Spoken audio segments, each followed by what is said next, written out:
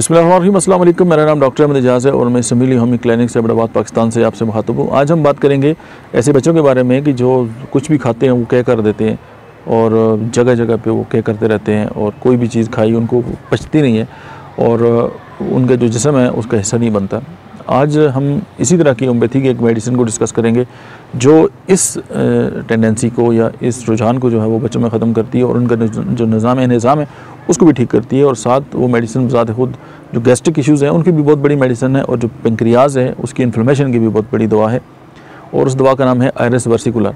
और कुछ लोगों में आपने देखा होगा कि वो कुछ खाना खाते हैं जब तक कह न कर ले उनको सुकून नहीं मिलता।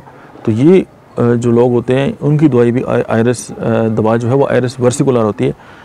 और कुछ लोग ऐसे होते हैं कि कुछ खाते हैं उनको लगता है जी कि उनकी जो गैस है वो सर को चढ़ गई है और वो बिल्कुल जैसे मतलब बावला हो जाते हैं, इस तरह की कंडीशन उनकी आ जाती है। तो आयरस वर्सिकुलर जो है वो अपने मालिश के मशवरे से ज़रूर इस्तेमाल करें। Thank you.